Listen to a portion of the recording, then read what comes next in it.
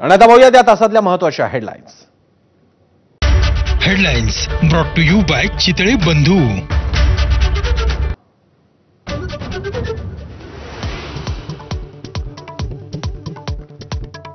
शक्तीपीठ मार्गावरून सरकारचा यू-टर्न. नागपूर गोवा शक्तीपीठ महामार्गासाठी भूसंपादनाला मंत्रिमंडळाची मान्यता. मंत्रिमंडळ बैठकीत प्रकाश आंबेडकर, हसन मुश्रीफांनी व्यक्त केली नाराजी.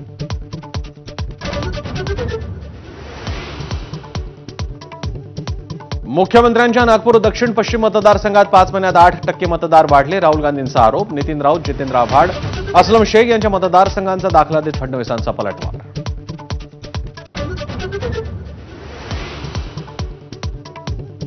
पहिलीपासून त्रिभाषा सूत्रासंदर्भात राज्य सरकार करणार राजकीय पक्ष आणि तज्ज्ञांशी चर्चा. दादा भुसे राज ठाकरेंची भेट घेऊन मांडणार भूमिका. समजावणार हिंदीचं महत्त्व. मराठी साहित्य वर्तुळातूनही धोरणाला विरोध.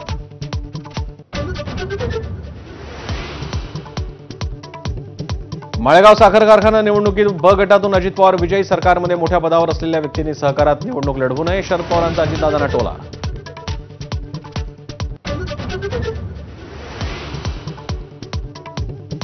मुंबईच्या IIT पवईमध्ये एका तरुणानं हेरगिरी केल्याचा संशय. बिलाल तेली या तरुणाला अटक. 15 दिवस बेकायदेशीररित्या IIT मध्ये वास्तव्य.